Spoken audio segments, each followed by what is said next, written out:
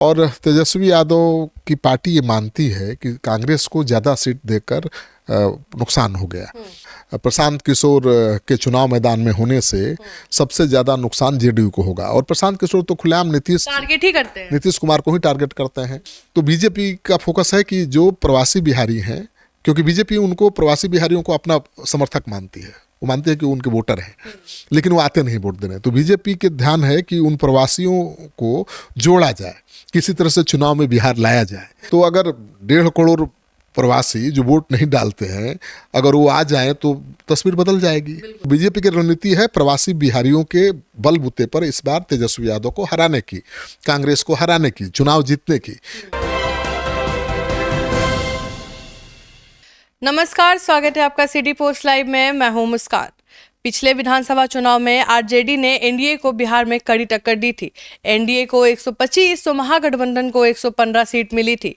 सबसे ज्यादा नुकसान नीतीश कुमार की जेडीयू को हुआ था। पिछले बार के मुकाबले जेडीयू की 28 सीटें घट गई और वह 43 सीट पर आ गई। बीजेपी 21 सीटों के फायदों के साथ 74 सीटों पर पहुंच गई। आरजेडी 75 सीटें जीतकर सबसे बड़ा दल बनकर उभरा। उसके नेतृत्व वाले महागठबंधन को 110 सीटें मिली। बीजेपी को 2025 के चुनाव में कड़ा मुकाबले का डर सता रहा है। इसे आसान बनाने के लिए बीजेपी विशेष राजनीति पर काम कर रही है। क्या वो राजनीति, इस पर चर्चा करने के लिए हमारे साथ मौजूद है वरिष्ठ पत्रकार श्रीकांत प्रत्युष।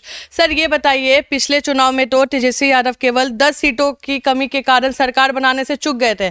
क्या इस बार वो सरकार बनाने में कामयाब होंगे, क्योंकि इस बार तो नीतीश कुमार पहले से कमजोर दिख रहे हैं? देखिए, पिछले चुनाव का नतीजा आपने बताया ही कि एनडीए को 125 सीटों पर जीत मिली थी और महागठबंधन को 115 सीटों पर। तो केवल 10 सीटों का फर्क था। 10 सीट और मिल गया होता तेजस्वी यादव को तो बाजी मार लेते, उनकी सरकार बन जाती। और तेजस्वी यादव की पार्टी ये मानती है कि कांग्रेस को ज़्यादा सीट देकर नुकसान हो गया। कांग्रेस पार्टी 70 सीटों पर लड़ी थी, लेकिन केवल 19 सीटें जीत पाई। तो उसका स्ट्राइक रेट बहुत ख़राब रहा। अगर उसका स्ट्राइक रेट अच्छा रहता तो मुझे लगता है कि तेजस्वी यादव मुख्यमंत्री बन गए होते। तो इस बार वही कारण है कि तेजस्वी यादव दबाव बनाने में जुटे हुए हैं आरजेडी के, कांग्रेस के ऊपर। कम सीटें देना चाहते हैं, लेकिन कांग्रेस पार्टी भी एक्शन में आ गई है और वो अकेले चुनाव लड़ने की तैयारी में जुट गई है। तो चुनौती तो बढ़ गई है। अब देखिए है क्या कि जो नतीजा था पिछले चुनाव का, उसमें 12 से 15 हज़ार वोट कम मिले थे तेजस्वी यादव को। यानी तेजस्वी यादव केवल 12-15 हज़ार वोट से चूक गए थे सरकार बनाने में। तो बहुत अंतर ज़्यादा बड़ा है नहीं। भले एनडीए की सरकार बन गई, लेकिन अंतर तो बहुत कम था। और कई ऐसी सीटें थीं जो आरजेडी 2000 से 2500 वोटों से हारी थी केवल। तो इस बार तो और कांटे का टक्कर होगा, क्योंकि इस बार 5 साल का एंटी इनकम्बेंसी फैक्टर भी है। भाई, उस चुनाव के बाद 5 साल सरकार चल चुकी है, तो एंटी इनकम्बेंसी फैक्टर भी है। नीतीश कुमार थोड़ा ज़्यादा बुजुर्ग हो गए हैं, उनकी आखिरी पारी है, पहले से थोड़ा उनकी पार्टी कमज़ोर भी हुई है। ऐसे में मुझे लगता है कि चुनौती बहुत बड़ी है बीजेपी की। सर, ये बताइए, कहा जाता है कि चिराग पासवान के अकेले चुनाव मैदान में उतरने से जेडीयू को 28 सीटों का नुकसान हो गया, बीजेपी को 21 सीटों का फायदा। नीतीश कुमार यह मानते हैं कि चिराग पासवान के जरिए बीजेपी ने उन्हें हरवा दिया। नाराज होकर राजद के साथ भी चले गए थे नीतीश कुमार जी। अब जब चिराग एनडीए के साथ है, तो क्या नीतीश कुमार फिर से 70-80 सीट जीत पाएंगे? देखिए, आपने ठीक कहा। उस चुनाव में बड़ा खेल हुआ था। चिराग पासवान अकेले चुनाव मैदान में उतर गए थे और उसकी वजह से जेडीयू को 28 सीटों का नुकसान हो गया था और बीजेपी को 21 सीटों का फायदा हो गया था, क्योंकि चिराग पासवान ने केवल जेडीयू के सीटों पर ही अपना उम्मीदवार खड़ा किया था, बीजेपी के सीटों पर नहीं। तो बीजेपी को जो फायदा मिलना था, चाहिए था चिराग पासवान का, वो मिल गया। यानी चिराग पासवान के वोटरों ने बीजेपी को वोट दे दिया, लेकिन जहां पर जेडीयू के उम्मीदवार थे वहां पर उम्मीदवार खड़ा कर दिया तो वोट बट गया। तो 28 सीटों पर जेडीयू हार गई। यानी जो पार्टी 70-80 सीटों वाली थी, विधायकों वाली थी, वो 43 पर पहुंच गई। तो भारी नुकसान हुआ। बीजेपी को तो 21 सीट का फायदा हो गया। बीजेपी की जितनी सीटें थी उससे ज़्यादा 21 सीटें आ गई, क्योंकि चिराग पासवान के एनडीए में नहीं रहने का कोई नुकसान नहीं हुआ। चिराग पासवान ने बाहर रहकर भी एनडीए का समर्थन कर दिया, मैंने बीजेपी का कर दिया, और नीतीश कुमार को हराने की मुहिम चला दी थी। तो नीतीश कुमार उसी से नाराज थे और आरजेडी के साथ चले गए थे, महागठबंधन की सरकार बनाई थी। लेकिन अब फिर आ गए हैं, आपने कहा कि एनडीए के साथ आ गए हैं, चिराग भी साथ हैं, तो क्या होगा। तो आपने ठीक कहा कि चिराग है तो थोड़ा एनडीए अभी इंटैक्ट दिखाई दे रहा है, उपेंद्र कुशवाहा भी हैं, जीतन राम मांझी भी हैं, तो एनडीए थोड़ा ज़्यादा इंटैक्ट दिखाई दे रहा है। पिछले चुनाव में उतना इंटैक्ट नहीं था, लेकिन चुनौती बड़ी है और तेजस्वी यादव कड़ी टक्कर दे सकते हैं, क्योंकि कांग्रेस पार्टी अगर उनके साथ लड़ी चुनाव तो मुकाबला दिलचस्प हो सकता है, और बीजेपी को ये इसी बात का डर सता रहा है। अच्छा, सही बताइए, इस बार चिराग पासवान एनडीए के साथ है तो प्रशांत किशोर की पार्टी जन स्वराज भी मैदान में है। कहा जा रहा है कि इस बार प्रशांत किशोर चिराग पासवान की भूमिका में हो सकते हैं, जेडीयू को नुकसान पहुंचा सकते हैं। अब देखिए, कहा तो यही जा रहा है कि प्रशांत किशोर के चुनाव मैदान में होने से सबसे ज़्यादा नुकसान जेडीयू को होगा, और प्रशांत किशोर तो खुलेआम टारगेट ही करते हैं, नीतीश कुमार को ही टारगेट करते हैं, तो नीतीश कुमार पर ही निशाना साधते हैं। बीजेपी से ज़्यादा उनके निशाने पर नीतीश कुमार हैं। दरअसल वो चाहते हैं कि उनकी लड़ाई बीजेपी से हो, राष्ट्रीय दल से सीधे लड़ाई हो, और ये तभी संभव है जब जेडीयू कमज़ोर हो। तो जेडीयू और आरजेडी को निशाने पर रखे हुए हैं। उनके चुनाव मैदान में उतरने से जेडीयू को नुकसान हो सकता है, आरजेडी को भी नुकसान हो सकता है, उसके एमवाई समीकरण में संधमारी कर सकते हैं। तो जो काम चिराग पासवान ने पिछले चुनाव में किया था, यानी नीतीश कुमार को हराने का, वो काम इस बार प्रशांत किशोर भी कर सकते हैं। कांग्रेस पार्टी भी जोरों शोरों से तैयारी कर रही है। अगर कांग्रेस महागठबंधन के साथ लड़ती है तो क्या होगा, और अकेले मैदान में उतर जाती है तो चुनाव का परिणाम पर क्या असर पड़ेगा? देखिए, कांग्रेस पार्टी जोर शोर से चुनाव मैदान में उतर गई है। उसने अपना बिहार प्रभारी बदल दिया है, 2 नए उप प्रभारी नियुक्त किया है, और तीनों प्रभारी बहुत तेज तरार हैं। कन्हैया कुमार को बिहार में उतार दिया है। अभी कन्हैया कुमार बिहार में कांग्रेस पार्टी की पदयात्रा का नेतृत्व कर रहे हैं। तो कहा जा रहा है कि तेजस्वी यादव, लालू यादव इससे नाराज हैं। उन्होंने कन्हैया कुमार के खिलाफ शिकायत भी की थी, लेकिन उल्टा हो गया। अब प्रदेश अध्यक्ष जो लालू जी के बड़े भरोसेमंद थे, उनको ही हटा दिया कांग्रेस पार्टी ने, और राजेश कुमार को प्रदेश अध्यक्ष बना दिया है, जो बिल्कुल मुखौटा ही होंगे। और मुझे लगता है कि अब पूरी पार्टी की कमान कृष्णा अलावारू के हाथ में होगी, जो राहुल गांधी के सबसे भरोसेमंद सिपाही हैं। आपने कहा कि कांग्रेस पार्टी अगर साथ लड़ती है तो क्या होगा, और अकेले लड़ेगी तो क्या असर पड़ेगा। अगर साथ कांग्रेस पार्टी लड़ती है तो तेजस्वी यादव को फायदा होगा, महागठबंधन और मजबूती के साथ चुनाव लड़ पाएगा और उसको फायदा मिलेगा। कांग्रेस पार्टी की वजह से ही न तेजस्वी यादव मानते हैं कि वो मुख्यमंत्री बनने से चूक गए थे, क्योंकि कांग्रेस का स्ट्राइक रेट बहुत खराब रहा। लेकिन इस बार कांग्रेस ज़्यादा मेहनत कर रही है तो स्ट्राइक रेट भी सुधर सकता है। तो महागठबंधन में अगर कांग्रेस रही तो मुझे लगता है कि कड़ी टक्कर एनडीए को तेजस्वी यादव दे पाएंगे।